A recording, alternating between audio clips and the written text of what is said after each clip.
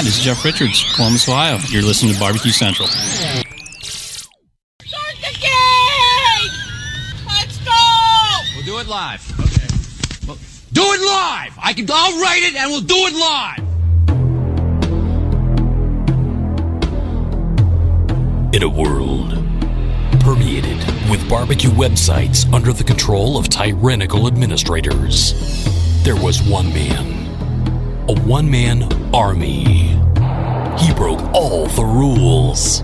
He allowed his members to speak out, give their opinions, and make the website what it is today.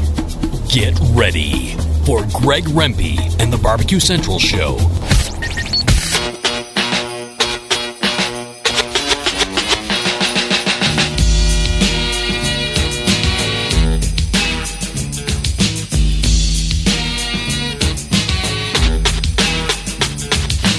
Live from Cleveland, Ohio, it's the Barbecue Central Show.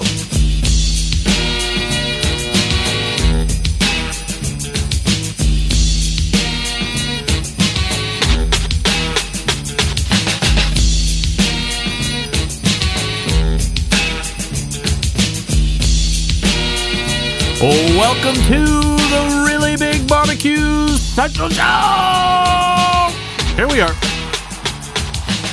This is the show that talks about all things that are important in the world of barbecue and grilling.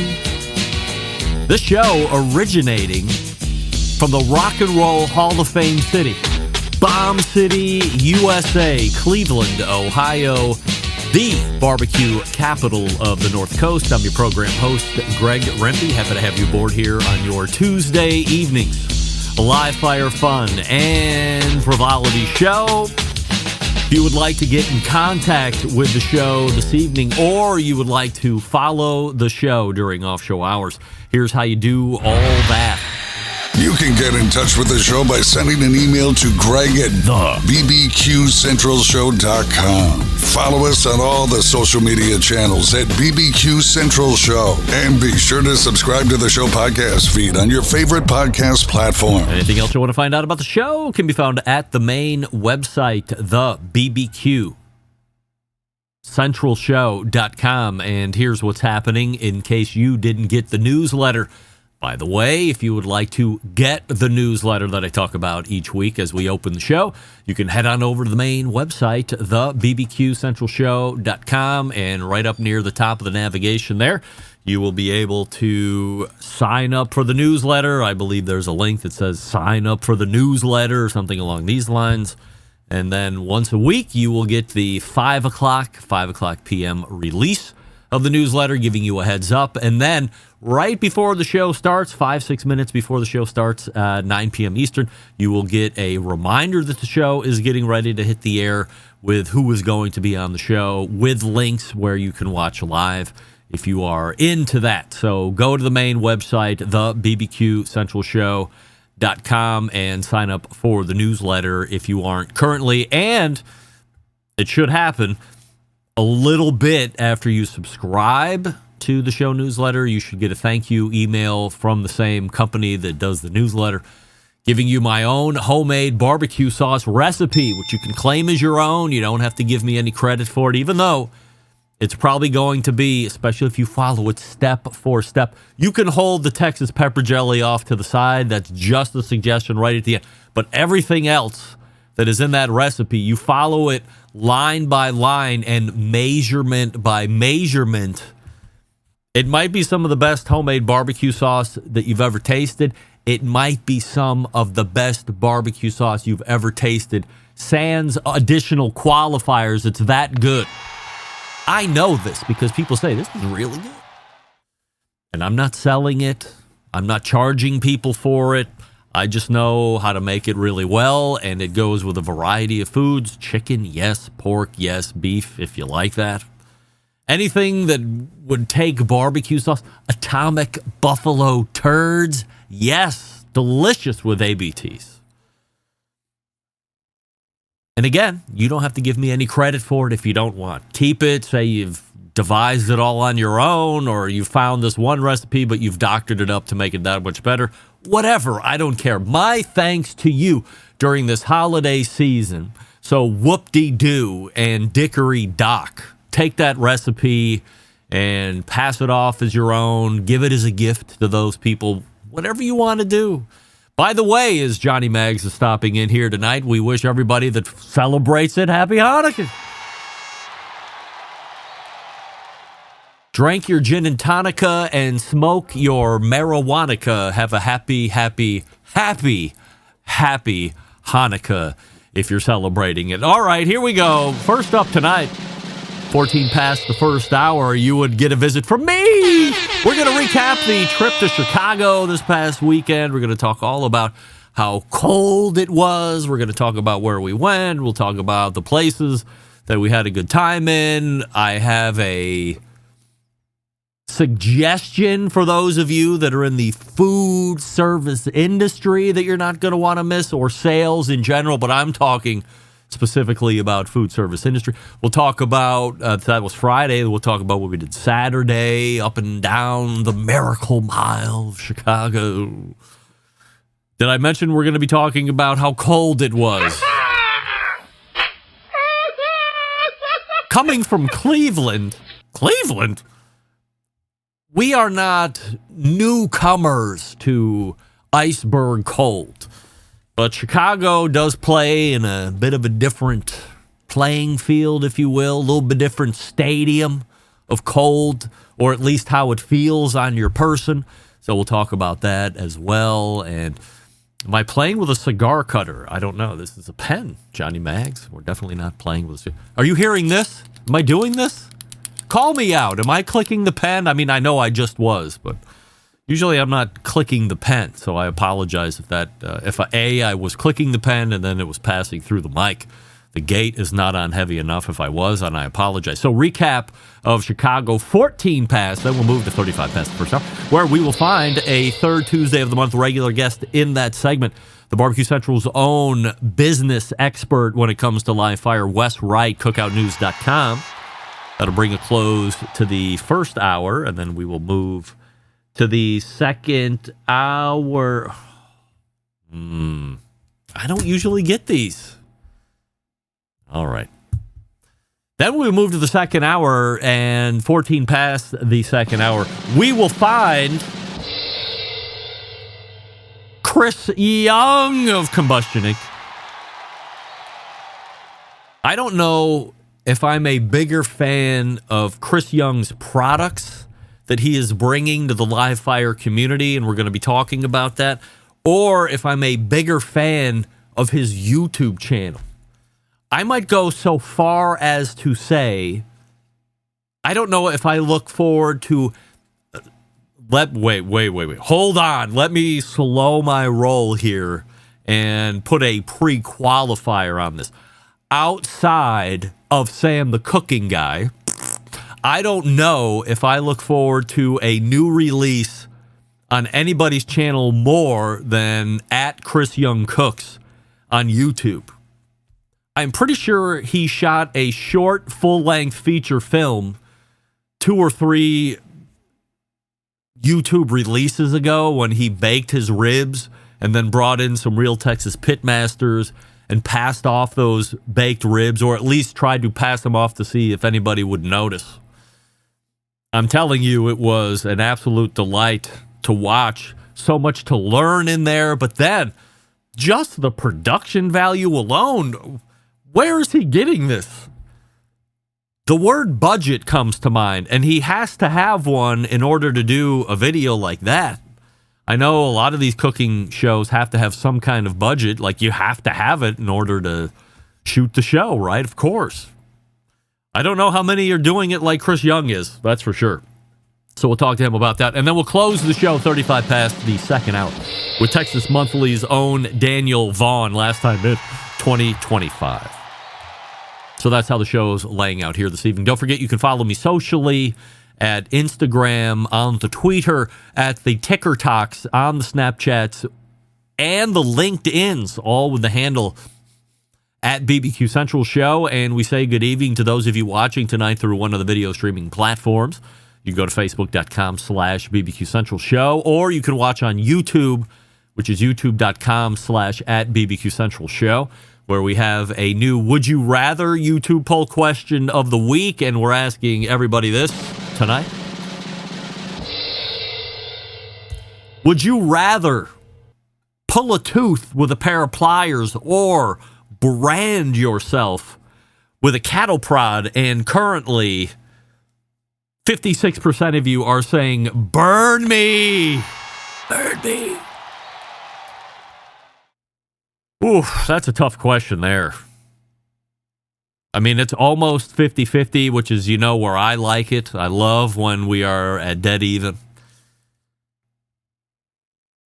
I think I'm going with the burn people as well.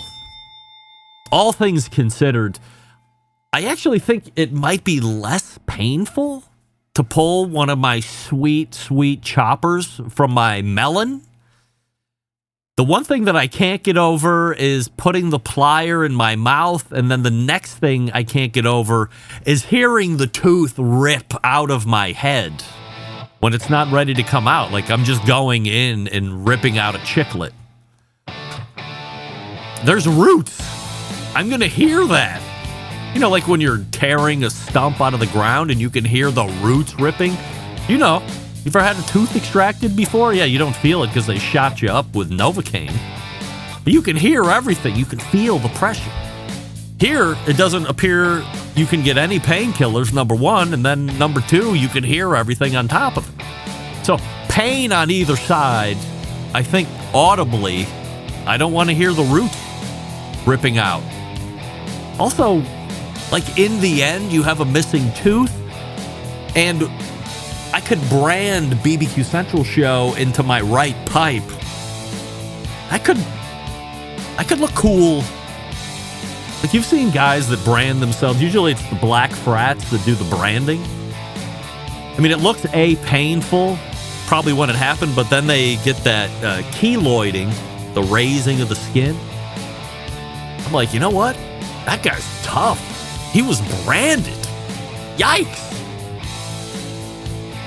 Anyway, I'm going with the brand because I don't want to hear the roots rip out of my head, and we'll leave it at that. We'll see where the voting goes. Now let me back into that track again, because now I have to tell you about who. Smoking pecan pellets. I think I'm going with pecan. I know. Rashid Phillips said it's pecan. I'm going with pecan. Because are you looking for more smoke flavor out of your pellet smoker? Now let's be honest, gang. The knock on pellet cookers is a little light on the smoke flavor. Do you want the stick burner flavor without the stick burner work? Who doesn't? Unless you're enjoying tending of fires all day, smelling like campfires for weeks on end. Not me. Maybe not you. Look no further than Smokin' Pecan Pellets. Smokin' Pecan Pellets are made out of 100% pecan shells. That's right. Nothing but pecan shells. No fillers, no binders, no artificial flavor enhancers, oils, or the like. Your meat will thank you. Your wallet might thank you after you realize you're not paying for sawdust. Smokin' Pecan Pellets, a premium cooking pellet that burns hotter and lasts longer, and that means your pellet smoker will consume less pellets compared to most other pellet brands. More time to relax, less time filling the hopper. It's like a mini vacation when you're out there cooking. Their pecan shell pellets have a robust flavor that pairs very well with a variety of meats, including beef, pork, chicken, fish. Get the smoke, burn the shells. It's a lifestyle. Let's join up together. You want to save, though. I know you Centralites loving a deal. Go to the website smokinpecan.com. That's SMOKIN. Smokinpecan.com. Buy your pecan pellets. And then, as a thank you, each and every time you visit the website to purchase, use promo code BBQ Central, all one word, BBQ Central at checkout, to save 10% off that order, your next order. Again, the holiday season, so whoop-de-doo and dickory-dock. Use it all holiday season. Buy Smokin' Pecan Pellets for all your pellet cooking buddy. It's a great gift. And you're saving money. Win-win. Again, that's 10% off with code BBQ Central when you go to the website smokeandpecan.com. 10%. Hurry now before it's over. All right, we're back with me talking about Chicago, baby. Stick around, I'll be right back. You're listening to the Barbecue Central Show.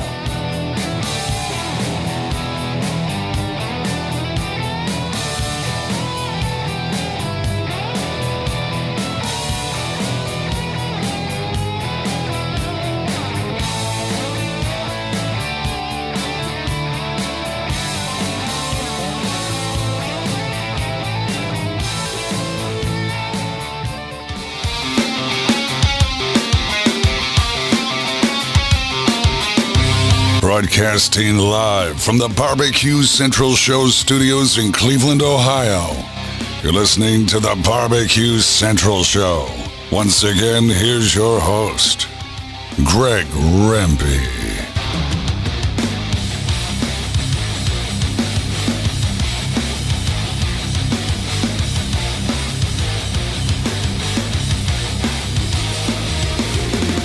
Welcome back. This segment brought to you by Fireboard, makers of Fireboard 2, Fireboard Pro, Fireboard Spark, Fireboard Beacon, and the new wireless Fireboard Pulse.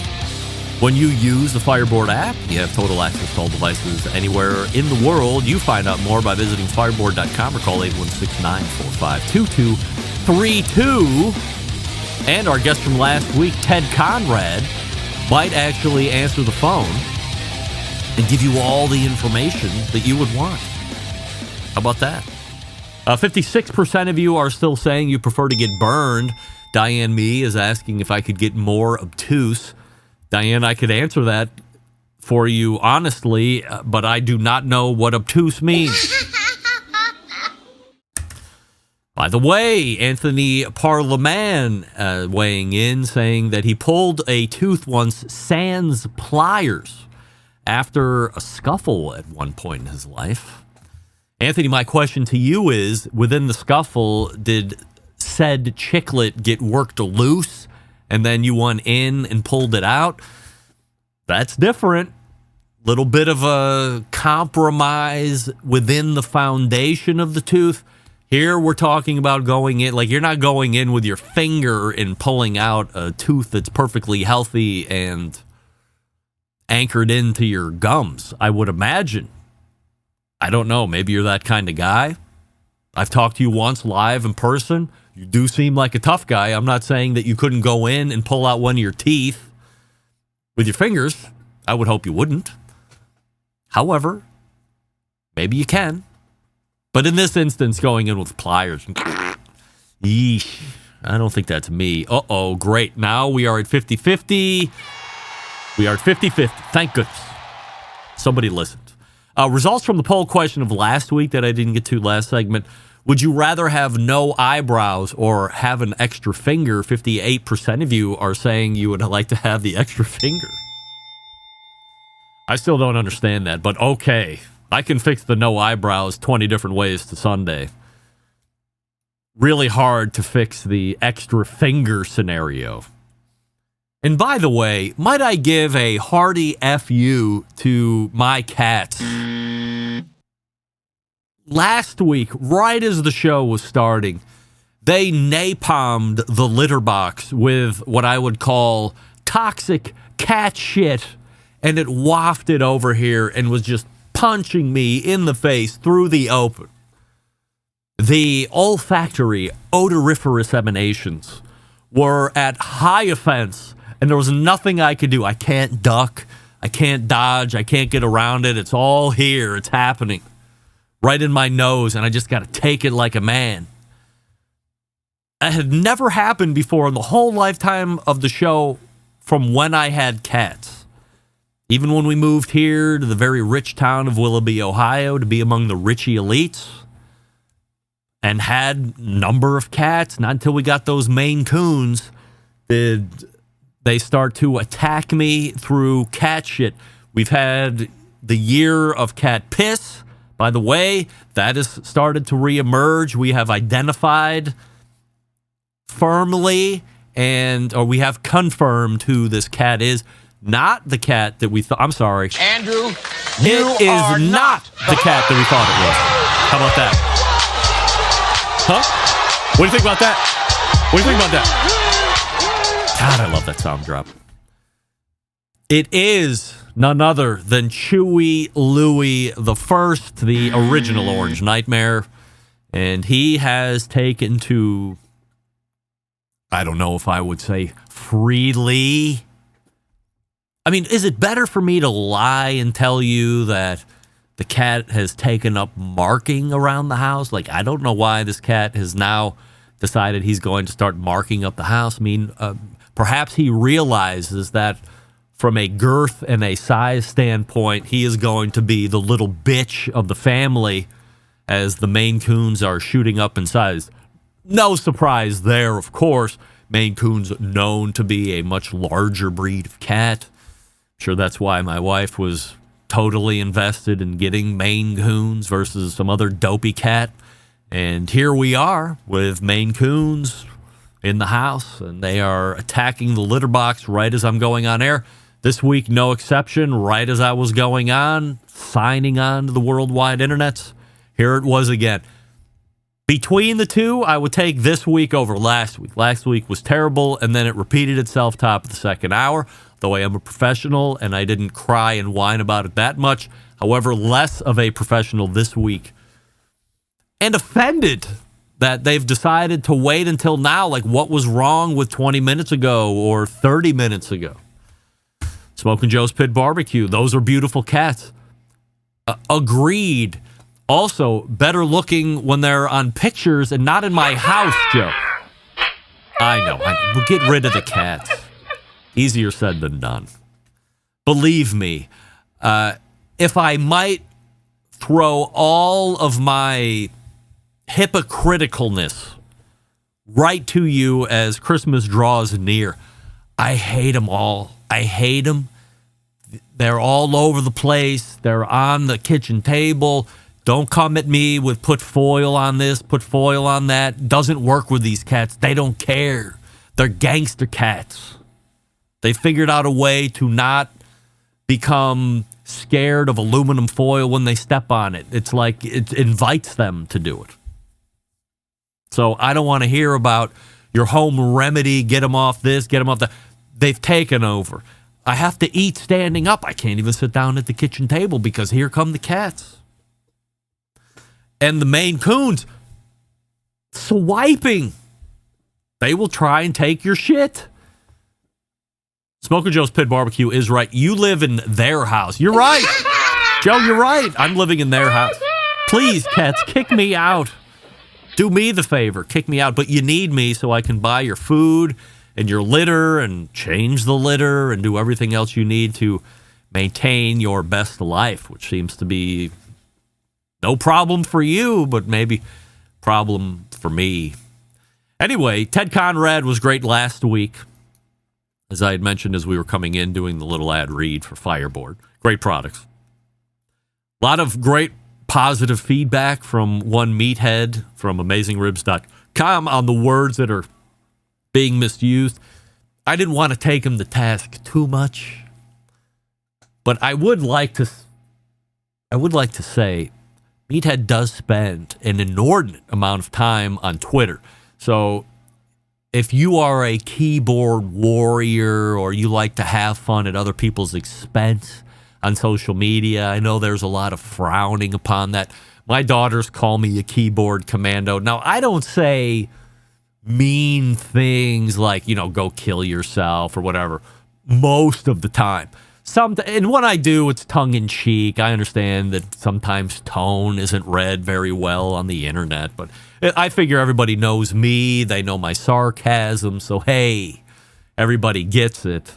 Elaine Cooks, I've levied some pretty heavy comments to her, but she knows what she's doing, too, with those cooking videos. I mean, people are now doing side-by-sides with Elaine Can Cook or whatever the hell her Instagram is. They just make fun of her and how nonsensical she is. But that's her deal. That's her gimmick.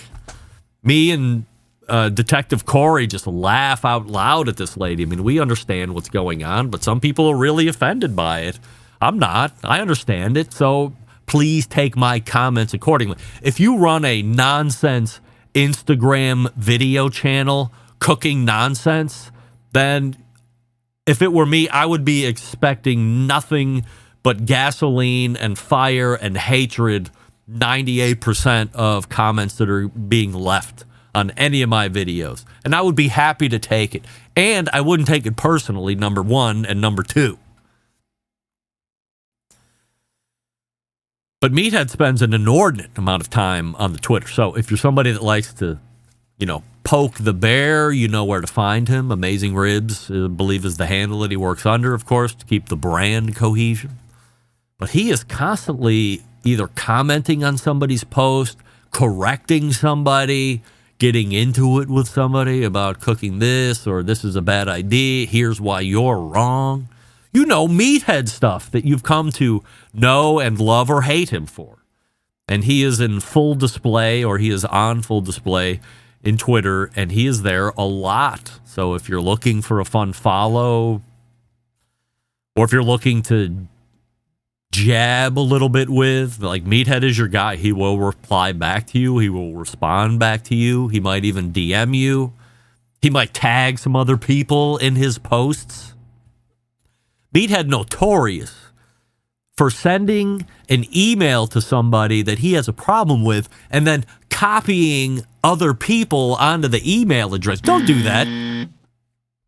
If I didn't ask you to copy me on an email, don't throw me into the middle of nonsense. I don't want that. It's ridiculous. However, I would like to say, as we tie up last week's show, I think the winner of 2025, the winner of 2024, potentially the winner of 2023, best recurring monthly guest, pound for pound, entertainment and information, has to be who? Say it with me, first and last name all together one time, Robert Moss. That's right. I don't know any human being that has graced this show with the amount of education and entertainment and information as one Robert Moss has within a 2, potentially 3-year span. It's unbelievable what he's doing. He's well read, he's well researched, he knows what he's talking about, he has an opinion, he will stick to an opinion. When I told him what I thought about the restaurants putting barbecue sauce on their meat, what I thought their agenda was on that, like, he had no problem nicely telling me I was an idiot. Like, that's what I want as a host. I want a guest to call me an idiot. Like, tell me I'm an idiot without telling me, or use different words to call me an idiot without calling me an idiot. And he did. He did it very well. I was complimented. That's how well he did it. So if you missed the show from last week, that's who was on it. Go back and listen to it. You can catch the podcast anywhere that you get podcasts, of course.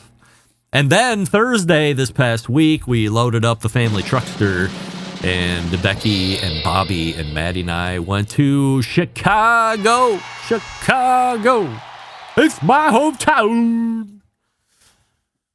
Got there later in the afternoon on a Thursday. Weather had not rolled in at that point, so it was amenable to walk around. We got a look. This is potentially blasphemous, especially if you're somebody that visits Chicago, because we've come to find out two things, right? And it's nothing new to the people that live there. There's the people that live in Chicago and know what time it is. Then there's the people who visit Chicago and think they know what they should do as tourists. One of the most popular things that tourists believe that they have to do is get deep dish pizza, and it sucks. Deep dish pizza is the worst. It's not pizza. In fact, I will go so far as to say that I have heard from a number of real Chicago residents who just laugh at people that go to all of the deep dish pizzas, the Uno's, the Pizzeria Uno's, the Giordano's, which is where we went on Thursday night. tavern-style pizza, evidently, is the real Chicago pizza. I wanted to go to Parlor Pizza, get tavern-style pizza. However, Madison, the middle daughter, who has once hosted the show and engineered the show a few different times, she loves Giordano's. They go to Indianapolis. She likes to go to Giordano's, but first Giordano's experience was in Chicago when Bobby was playing competitive volleyball back in the olden days, and she fell in love with it. So Thursday night, we went behind London House, where we stayed, right there at the corner of East Wacker and Michigan Avenue. We went south a couple blocks where the Giordano was, and had what I will tell you is a horrifically average, not pizza. It's a lot of cheese, a lot of pepperoni. Love pepperoni. I'm not there for deep dish pizza. I don't want it. Again, I want the tavern style. I want everybody to take, I want to go there next time, but it's usually not up to me. And so went there, and then went to the Nutcracker pop-up bar that was a couple blocks River North. Well decorated. Took a picture of it while we were there. A lot of different drinks to choose from. You got to buy tickets to get in. Then there's tickets with additional drinks if you're going to be drinking in there. So got that for Steve and Bobby and Maddie.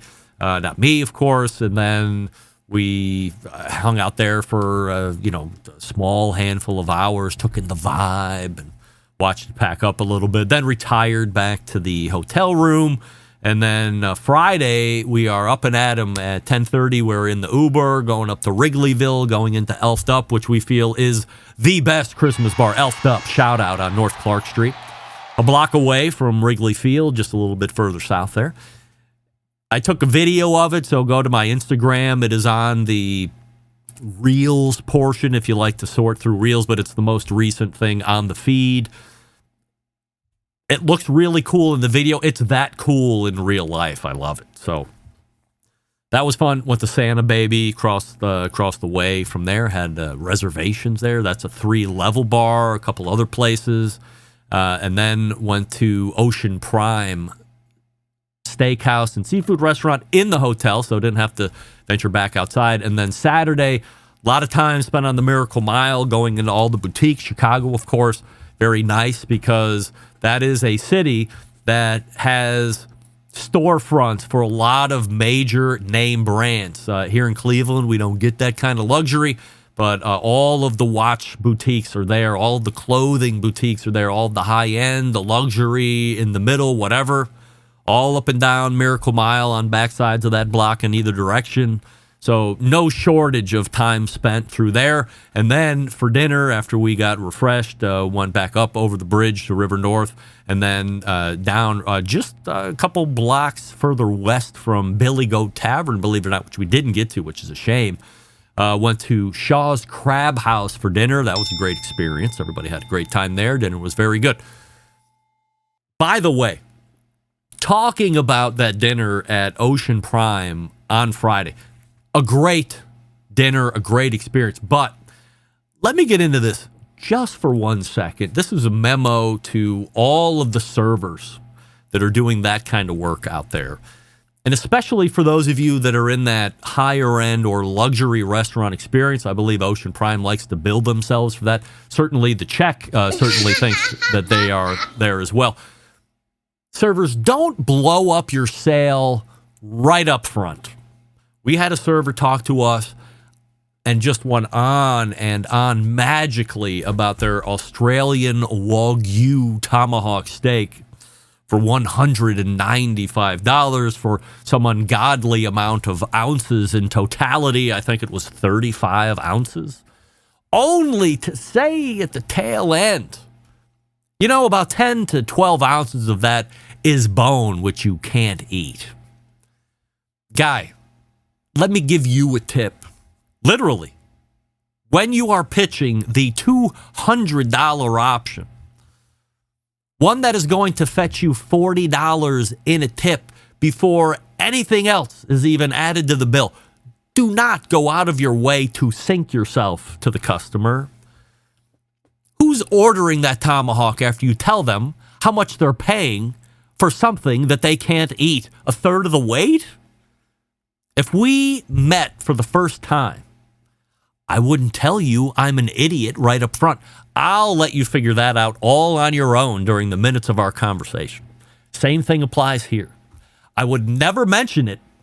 If you're going to talk about that bone at all, you should be talking about how cool it is. It has a built-in handle, so I can cut some pieces off. I can take that bone handle and pass it over to the next person next to me, and then you can cut some pieces off. You're passing it around. It's a nice accessory.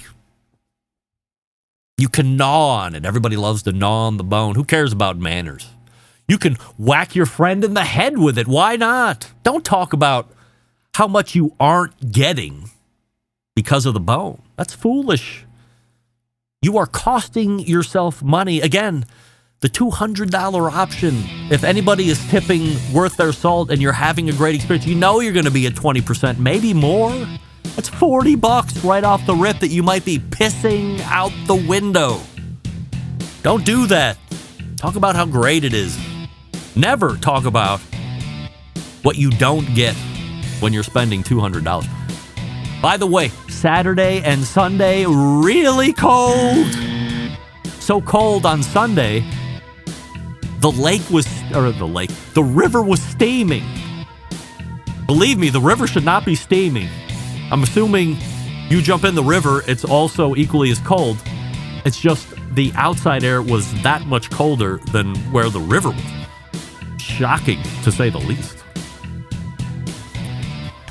All right, Wes Wright is ready to go in the green room. We'll get to him here in just 1 second. Before we do that, we'll talk about Primo Ceramic Grills. You know who's not afraid of the cold? Primo Ceramic Grills.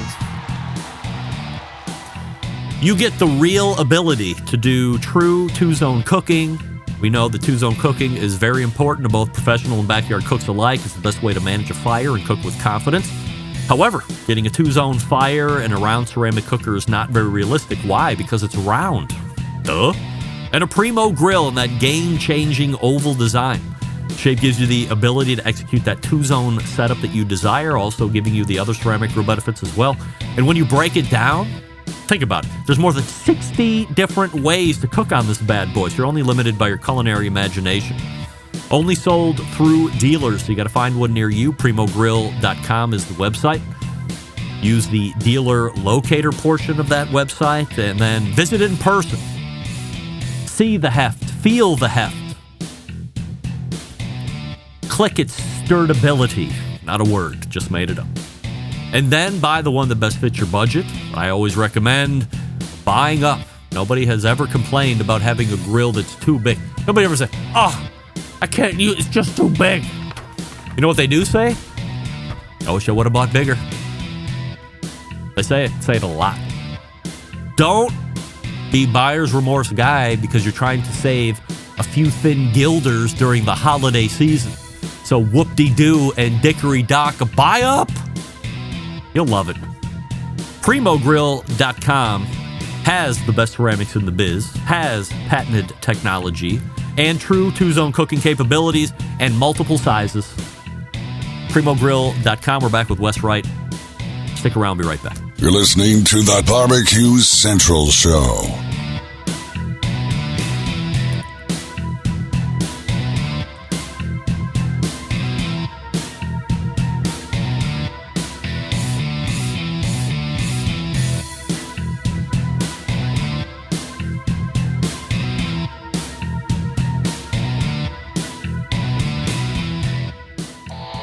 Howard Stern, Jim Rome, Dan Patrick, and Greg Rempe. The Mountain Rushmore of talk show entertainment. Now, let's get back to the Barbecue Central Show. And we welcome you back. This portion of the show being brought to you by Pit Barrel Cooker, the most unbelievable outdoor cooking device on the planet. Currently available in 3 sizes, a host of accessories. Just get it. If you want upright barrel cooker experience, visit pitbarrelcooker.com and then tell them the show sent you. Maybe they'll even give you a free gift. Who knows? They love me over there. Guy the Cooking Sam is writing in. I house sat for a friend of mine that had a Maine Coon. That cat loved me, slept on my chest on the couch until it got startled. I have a nice long scar on my chest that was 35 years ago. Yes. Let me tell you what I most dislike about these two Maine Coons that I have. I don't know if this is just specific to the breed. I never even thought that this would be a problem because none of the other dumb cats had this issue. But as soon as we started bringing Maine Coons into the house, what I quickly realized is these two cats specifically seem to have no idea how to cover their own shit. And I'm not talking about they're leaving it out in the open. They attempt to cover it, except they are constantly walking back and forth on shit. Idiot! Then you gotta chase them down. It's like you're wiping their ass, but you're wiping their feet. It's the most ridiculous thing. I thought cats were supposed to be clean and smart and whatever, and these two dopes are walking in their own shit. I've nicknamed them the Shit Steppers, and I've given them a theme song. Here come the Shit Stepper. Yeah, you get the idea, right? Of course. Hey, enough of that. Wasting time. Let's welcome back our pal, and for the last time in 2025, Barbecue Central Show's guest Hall of Famer, Wes Wright from cookoutnews.com. Wes, appreciate you coming in for the last time this year. We're only weeks away from 2026. So, of course, we have a Would You Rather YouTube poll question of the week that we're asking everybody, including all guests. Wes, would you rather pull a tooth with a pair of pliers or brand yourself with a cattle prod? I'm going cattle prod. Cattle prod, all right. 54% of the YouTube voting public aligning with you and me, going with the branding of cattle prod. So I thought, it's probably less hurtful or painful to pull a tooth out of your head with pliers. I can't get over the audible stuff that I'm going to be hearing as I'm ripping it out of my head. Yeah, I feel like I've burned myself so many times that I'm kind of familiar with that pain, so I'd have to go with the one I know. Yeah, first hour too, or the first segment too, I said, at some point it keloids like rises up, and then you have this really cool like burn tattoo. Like all my friends that were doing black frats at Ohio University, well known for taking the brand of the alphas or the sigmas or whatever.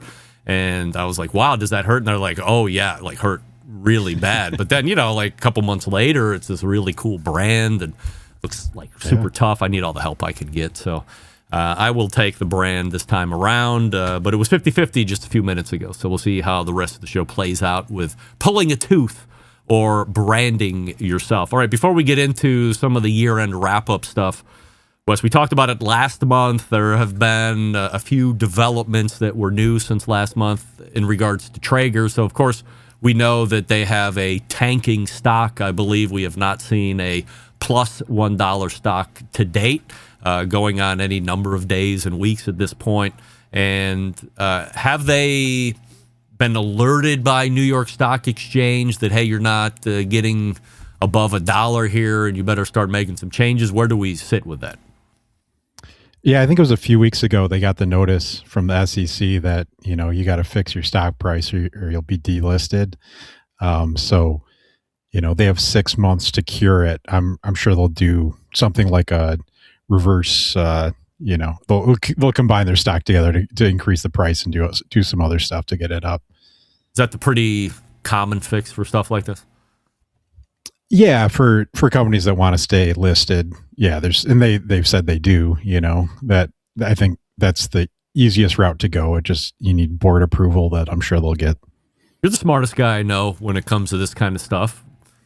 Should Traeger entertain taking it back private? I mean, we all know the trials and tribulations that Weber had. I don't know currently where they sit from a financial standpoint. I would imagine that's one of the benefits of going back private. You don't technically have all of the access that you would normally on a publicly traded company. Is that something they should entertain?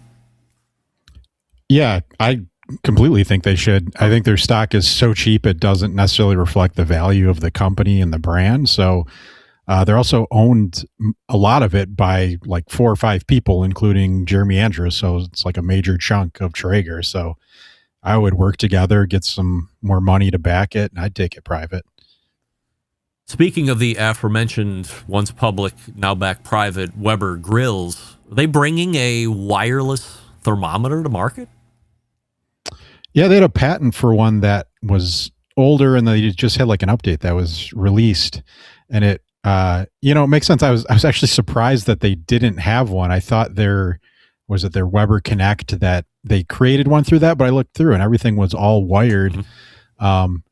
And I was a little surprised they're not just maybe. I mean, they don't partner with too many people, but just using what's on the market. But given the patent, I'd say that they'll come out with their own version of one in the near future. Where do you sit on wireless thermometers at this point? I'll be honest, I don't use them. If I was using even then I've used, but even if you're not a rotisserie, user, it's helpful. If you're not a user, I mean, you see where we are in business and where the market is going and the trends and all this stuff. Do you buy into long-term viability of wireless thermometers, or do you think we're just in a magic window of we think we want it, but we might actually end up dialing back to a wired probe? I think it's a very viable product. And if I had never used any of the other litany of products I had for like my thermometer needs, then, maybe I'd be more into it. But I think though, for somebody that's just getting into it, I think, it's a good technology and it works well. And, there's some brands out there that have done cool stuff with them. I had Ted Conrad on the show last week, and through the minutes of the conversation, we touched a little bit on that wireless pulse. And he did say that they had I don't know if they were major issues, but enough issues for them to have to go back and rework a few things before he felt really confident in how well that product was performing. And for, it seemed like years, I was always on him going, when are you going to bring a wireless one to market? When are you going to bring a wireless one to market? And he said, there's so many things that can go wrong because you have really just this one piece and you have all this technology jammed down into the tube. And if it breaks, it's more expensive. And if this happens, it's more expensive. All the things that he was saying made sense to me. And I was still telling him it sounds like he really just needs to get a wireless thermometer market because more and more were appearing. And I don't know if I buy into that anymore. I still think that there's connectivity issues with a lot of these. I think connectivity also plays into the amount of distance you're going to be getting, where certainly it's unsightly and you can't use it on a rotisserie and all this stuff. But I think wired is probably still the way to go. And between the two, like, I don't have to worry about the wired probe crapping out halfway through a long cook. If the charge didn't take on the wireless probe, I'm fucked. If the transmitter didn't get the right charge, I'm fucked. There's a lot more fuckability that can happen with the wireless probes than the wired probes. Maybe that's just the old guy in me talking and how I was raised, but I love the advancement in technology, but I still think that maybe we're a little ways off on this. Yeah, I think too, I'll caveat my experience that, has been ultimately good with wireless temperature probes. I also like where I'm doing my grilling is right next to my house, and so my Wi-Fi signal's strong there too. So that's a big help for me. Where other people, if, you're further away or you don't have the best Wi-Fi or your house blocks it for whatever reason, it's, that's always going to be a problem. Shark Ninja. Are they poised to take a run at market domination in 2026? I think that they are. If you had me actually name a company that is the most interesting for what they do next year, I would point to Shark Ninja. Really? Just because, I think they have a lot of neat products, but what it is they have a giant engine and a giant following behind them, and they're one of the few companies that I cover that doesn't sound all downtrodden on their calls, and they're making products and they're investing huge in marketing. They have, the biggest celebrities ever using their products. I think there's somebody, I don't think they'll have market domination, but I definitely think they'll take some share and take share away from people that are like new to grilling. Does it help that they also make vacuums and a whole bunch of other, I don't know if they're considered household consumer goods or whatever, but they're not just Weber's a grill company. It's a cooking company, kind of technology company. Shark appears to be very much more diverse than a lot of the other companies that we would know within the industry. Yeah, I think that's a big reason for it, because people are familiar with their products. I probably, like, thinking through my house, I probably have 4 or 5 different Shark products that I've used, and I've actually had a good experience with them all. So, when somebody goes and they're picking out a grill to buy, or, an outdoor cooking product to buy, and they see that name, that it's going to give them the edge. All right, let's do it. Best company in the live fire industry for 2025 is who? For 2025? Yes. I was going to say Shark Ninja. All right. Stay right on it. Yeah, they're the ones that are, having the most success. They're not obviously new to the game, and they're still figuring it out, but and they even say in their call, they almost have an arrogant attitude that they see real opportunity, and there's not a lot of technology in the space, and they think they can take some. All right, next question. The company that stumbled the most in 2025 is who? That's a close one between Traeger and Solo Stove. I'll kind of give the background on both, but Traeger, they did so much downsizing, cutting, hugely affected by the tariffs. They're going to do even more downsizing. They're closing pellet mills. They're just trying to make do with less margin because of the tariffs, and they're not going to sell on their website anymore. So they're going to look like a very different company, I think. If you close a pellet mill, is that something they could look to sell to somebody, or do they just close it down and then wait for things to pick back up and they can just turn the power back on? Yeah, so they have maybe 5 or 6, I can't remember, pellet mills in their operation. All but one are leased. So they have one that they could just sell. The rest, the closest one, the lease expires in, I want to say 27. And then there, some after that. So they might be able to sublease or something like that. Company that needs to step it up in 2026, or they might not make it to the end of that year, is who? Cheating a little, but I'm going to go Solo Stove. They flirted with bankruptcy a little bit at the beginning of the year. They seem like they're on the right track, but key to that is to keep releasing innovation and having people respond to it and buy it like they did when, they grew. Is there any way to tell that until you release something and see how well it's being received into the market? And by that, I mean being bought.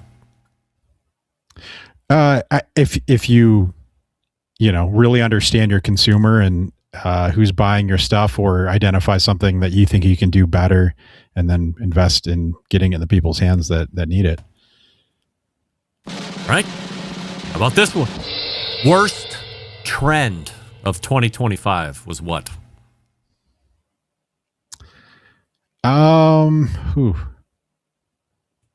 That's a tough one. You give me yours and let me think for a second. Yeah, what's your worst trend? I'm going to talk about the reemergence of smoked cream cheese. I mean, that was bad the first time around, and somehow in the last handful of months, smoked cream cheese, maybe it was because football season started again and people wanted easy tailgate recipes, but all of a sudden this thing boomeranged around and there it was again. Stupid the first time, equally as stupid, potentially more stupid the second time. It takes no skill. It's not hard. It's been done before. Like, let's get over it and let's never see it again as a trend as we move forward. Yeah, makes sense. It's a lot of work to just for a little reward, in my opinion. But mine is the one that I think I'm the most sick of, and that's just run-of-the-mill pizza ovens. If you're gonna make a new pizza oven, have it do something interesting, not just the exact same product as everyone else. All right, here we go. Best trend of 2025 is what? I don't know if this is necessarily a trend, but I feel like it's growing in popularity, and I'm going to say drum smokers. Mm. I didn't have much experience on one. I got one over the summer-ish fall, and I'm really enjoying it. Having a lot of fun with it. And I feel like I hear more about them. So to that end, not my favorite trend, by the way, but to that end, I am seeing, is it Outlaw? Came out with this new drum smoker that appears to be in more direct competition with a Gateway drum smoker, like that you would see in actual barbecue competitions. Yeah. I think Gateway really made a name for itself by winning on the competition circuit. Pit Barrel is probably leader in the clubhouse, and by like a lot from units sold and ability to install in the backyard, and that seems to be where it's lived. It has had success on the competition circuit as well, but I think between the two, you think Gateway drum smoker, competition cooker, and Pit Barrel cooker, backyard style upright barrel cooker. And I believe it's Outlaw has come out. Have you seen the Outlaw one? It's on wheels and looks, it's got like a push button top. It does seem to be well thought out by Jay and the gang over there. Yeah, I haven't seen that. I've seen a couple though that are more, I feel like, geared towards the backyard than competition barbecue, which is why I think they might, gain some foothold. I don't know. I can't believe I'm going to say this out loud. So for me, best trend of 2025, and I haven't tried it yet, but I am inspired to do so. Pulled ham. Robert Moss just took a shit all over pulled ham, by the way, like a day or two ago. And we did agree that we would both try it before our meeting next month and review, compare notes.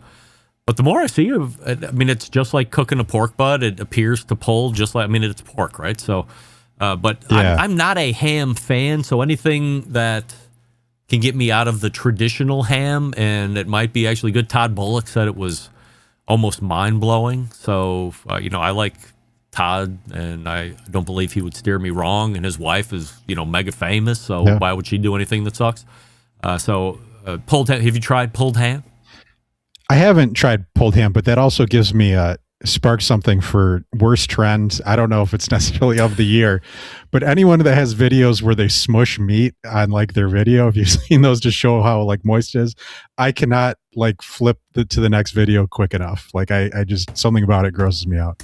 All right, last one before I let you go tonight, Wes. Appreciate the time as always. First half predictions of 2026, maybe one or two that you think are going to really hit, or something coming to market we need to be on the lookout for. I would watch out for what happens with pellet grills overall. I think with what's happening with Traeger, they're the biggest name in pellet grills. They're not investing in marketing. And I think a lot of companies benefited from them bearing the brunt of that expense of, educating people on what a pellet grill is and, why you'd want it. They're not really doing that anymore. So I'm curious what the fall off will look like as we get into next year. And we'll see if it was more of a fad or what happens with it. You can read Wes Wright over at cookoutnews.com, always breaking a lot of great news and always finding a lot of great tidbits that he's posting up there, sometimes to the chagrin of the manufacturer or the brand. But hey, Wes is really good at what he does, and if you don't know how to keep it under wraps, shame on you. You can also find him here on the third Tuesday of every month. Wes, always appreciate the time, and we will see you next year. Sounds great. Thanks, Greg. You got it. Wes Wright. A banger, as always, as the kids say. And again, his website is cookoutnews.com.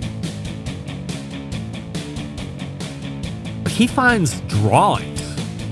I don't even know how to find drawings, but he finds them. That's where I saw that whole thing about the Weber wireless thermometer. I don't know if that's a good idea for Weber. You fuckers stay away. Stay away.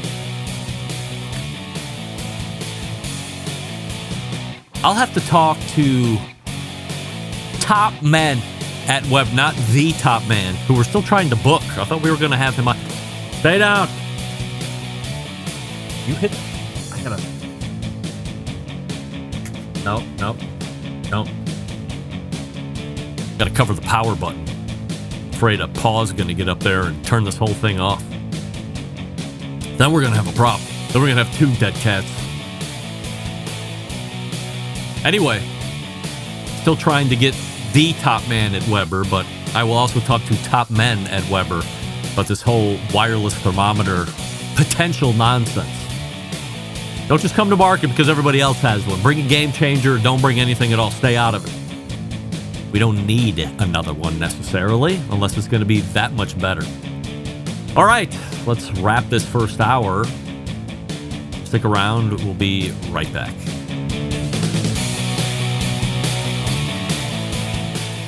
Continuing to produce incredibly mediocre content in an exceptionally professional way. You're listening and watching the Barbecue Central Show. Once again, here's your host, Greg Rempe. You know, I'm really pissed that I have to start mentioning the cats on the show. Maybe it's funny to you. It's not funny to me. I don't like it. We got to come up with a game plan to get rid of the cats-o. If you know what I mean. We thank Wes Wright for joining us last segment. Cookoutnews.com is where you can find Wes. Also find him on social media as well. That's going to do it for the first hour. If you missed it, never you worry. We're recording. First hour tomorrow on the podcast feed. We'll talk about how you get the second hour and Friday show coming up when we get back. You are listening and watching the Barbecue Central Show right here on the Barbecue Central Radio Network. Stick around. We'll be right back.